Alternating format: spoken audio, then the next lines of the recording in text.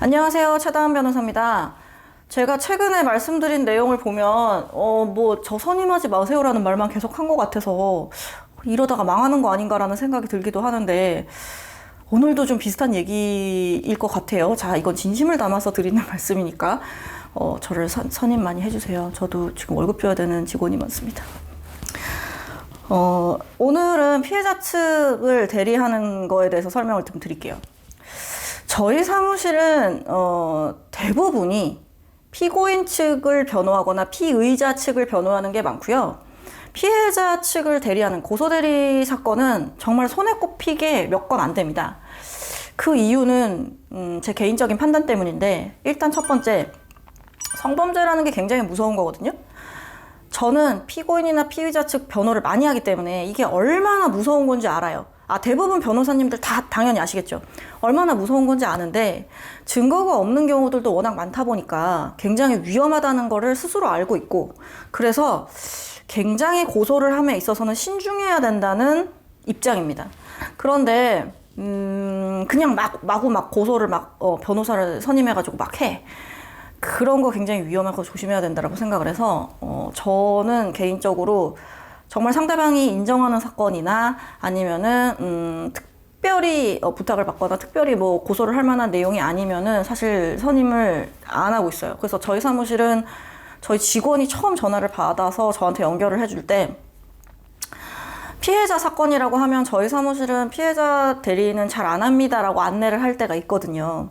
그거는 그런 이유 때문입니다. 제가 고소를 잘 안 합니다.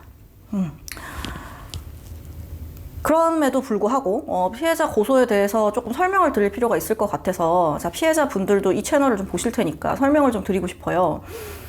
자, 피해자분들 제가 말씀을 드릴게요. 사선 변호사를 선임하셔서 고소하실 수 있습니다. 그렇게 하실 수도 있고요. 그냥 112에 신고를 하시거나 아니면은 스스로 고소장을 작성하거나 경찰서에 가서 진술서를 작성하는 식으로 고소장 작성, 진술서 작성 이런 식으로 고소를 하시면 됩니다. 자, 제가 생각했을 때 굳이 변호사를 선임해서 하실 필요가 없는 이유는요. 일단 성범죄 피해자라고 하면 나라에서 무료로 피해자 국선 변호사를 선정해 줍니다. 자, 그러면 경찰 조사를 가시거나 어떤 자료를 제출하시거나 할 때 그 변호사님의 도움을 받을 수 있어요. 무료로요. 내가 성범죄 피해를 당했는데 또 비용을 지불해서 사선 변호사를 선임해서 이렇게 할 필요가 있을까 생각했을 때 저는 없다는 입장이에요. 나라에서도 도와주고 굳이 내가 피해를 당했는데 뭐 하려고 또 수백만 원 혹은 수천만 원의 비용을 들여서 변호사를 또 선임을 합니까? 그냥 하시면 됩니다. 또 그럼 피해자분들이 저한테 물어봐요. 아니, 상대방이 변호사를 선임해서 대응을 하면 뭔가 장난질 치고 지금 있는 거를 무죄로 만들고 변호사가 그렇게 장난질 치는 거 아니냐 이렇게 말씀을 하시는데, 변호사가 무슨 요술방망이로 휘두르는 것도 아니고 정말로 있었던 사건을 어떻게 무죄로 만듭니까? 자, 아시죠? 성범죄 사건은 피고인에게 피의자에게 너무너무 불리한 사건이에요. 자, 피해자의 진술만으로도 유죄를 만들 수 있는 되게 강력한, 피해자로서는 강력한 무기를 가지고 계시는 건데 굳이 상대방이 변호사를 선임한다고 정말 유죄일 수밖에 없는 사건이 무죄가 될까요? 전혀 그렇지 않습니다. 저 진짜 전화할 때 이렇게 똑같이 말씀드려요. 그렇기 때문에 자, 사실대로 고소를 하셨다고 한다면 굳이 사선 변호사를 선임해서 하실 필요가 있을까는 건데, 사선 변호사를 선임하실 필요가 있는 경우는 어떤 경우냐면요. 자, 일단 첫 번째, 난 비용이 안 아까워. 나는 변호사 비용 정도는 얼마든지 감당할 수 있어 라고 하시는 분들 있잖아요. 그런 분들은 사선 변호사 선임해서 하시는 게 아무래도 낫겠죠.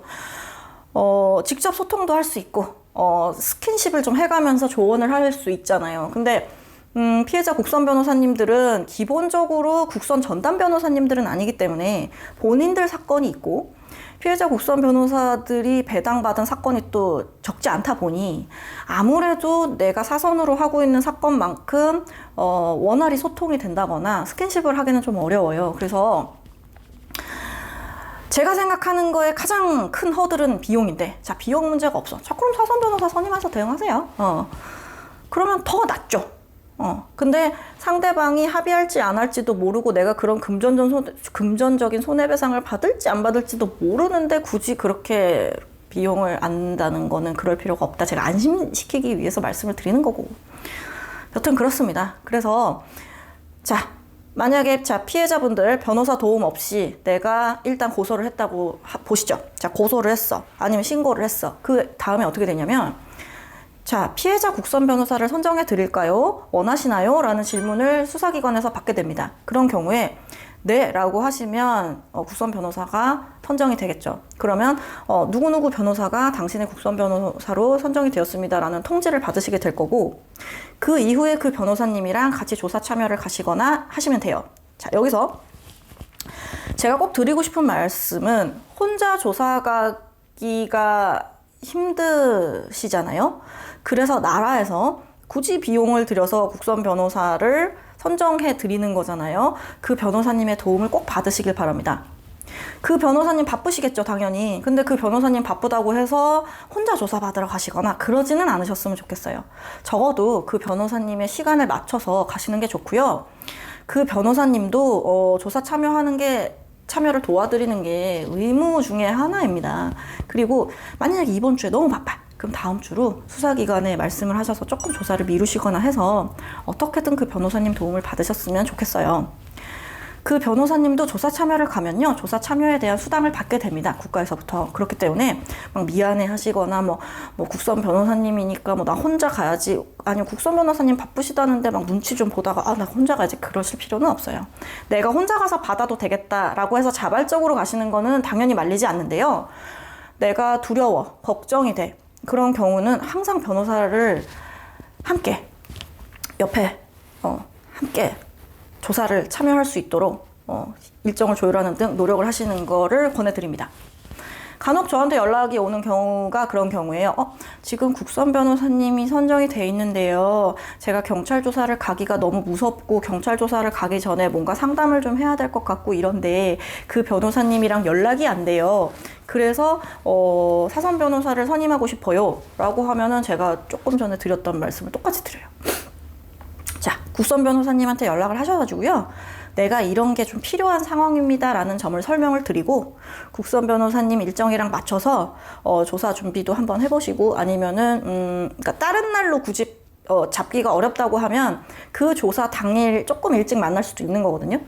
그렇게 해서 준비를 하시고 조사를 함께 참여를 하고, 그렇게 하도록 말씀을 직접 저한테 하지 마시고 국선 변호사님한테 하세요. 그러면 아마 잘 도와주실 겁니다 라고 제가 말하고 말죠. 그런 경우에 제가 같이 가드릴 테니까 절 선임하세요 라는 말을 저는 안 해요. 가끔 이런 말을 안 하는 게 바보가 아닌가라는 생각을 하기도 하지만 제 소신이다 보니 어쩔 수 없습니다. 그렇다고 해서 제가 돈 안 받고 막 이런 걸 전화로 설명드리는 걸 좋아하냐? 당연히 그렇지 않겠죠? 저도 바보가 아니기 때문에. 저도 계속 말씀드리지만 월급 줘야 되는 직원들이 많기 때문에 열심히 수임을 하고 열심히 사건을 유치하기 위해 노력을 하고 있습니다. 다만 그러실 필요가 없는 거에는 비용을 들이지 마셔라. 제가 왜 이런 생각을 하냐면요. 굳이 들이지 않아야 되는데 뭣도 모르고 아니면 순간 겁이 나서 제대로 된 법적 지식이 없어서 비용을 들이시게 되면 나중에 원망하게 됩니다, 변호사를. 내가 그때 굳이 변호사 도움 없었어도 됐는데 내가 굳이 왜 그랬을까? 이런 말을 전 듣고 싶지 않아서 그런 거예요. 그래서 충분히 설명을 드리고, 그럼에도 불구하고 원합니다 라고 하면 제가 말씀드리죠. 그래요? 사선 변호사를 선임하면 아무래도 국선 변호사님보다는 소통하는 게 쉬우실 거고요. 저희 사무실 같은 경우는 제가 휴대전화 번호를 오픈을 해놓고 사건을 수임하게 되면 전 단톡방을 만듭니다. 그래서 저랑 저희 사무실 직원, 사건 어떻게 진행되는지 매일매일 체크하는 저희 직원, 그 다음에 의뢰인, 이렇게 셋이 단톡방을 만들어서요, 사건에 대해서 실시간에 이제 얘기를 나누거나 아니면은 자료, 캡처한 사진이 있거나 아니면 대화 내용이 있거나 그런 거를 단톡방으로 보내주시면 저나 저희 직원이 바로바로 확인을 하고, 저희 직원은 출력을 해서 제출 준비를 하든지 그렇게 일을 하고, 저는 그거에 대해서 어떤 의견을 제시해드리기도 하고, 이렇게 좀 체계적으로 좀 운영이 되고 있어요. 통상 그렇지 않아요. 통상 사선 변호사들이 그렇게 하지 않는데, 제가 그렇게 하는 이유는 그게 저의 노력인 거죠. 뭐 제가 무슨 전관 변호사를 원하시면 전 전관 변호사님한테 가세요. 제가 아무리 열심히 해도 전 전관 변호사가 될 수 없으니까요.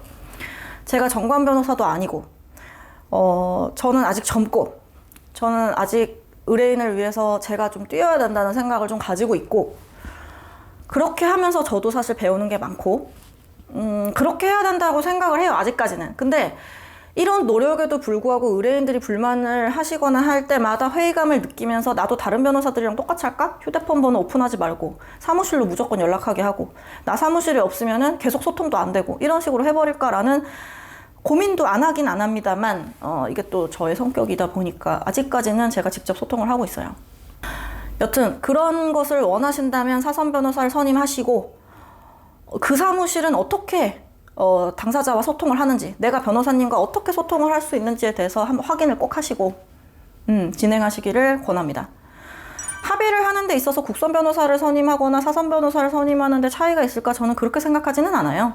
쉽게 합의가 될 만한 사건이면은 국선 변호사를 선임하시면 국선 변호사는 성공보수를 받지는 않기 때문에 오히려 피해자분한테 이익이 될 수 있죠. 근데 굳이 그냥 합의만 할 건데 사선 변호사를 중간에 껴서 하면 사선 변호사님이 성공보수를 받아가는 케이스들이 있기 때문에 일부 피해 보상이 전부가 이루어지지 않는 그런 문제도 있지 않을까? 문제라고 하긴 좀 그렇지만, 왜냐하면 서비스 비용이니까.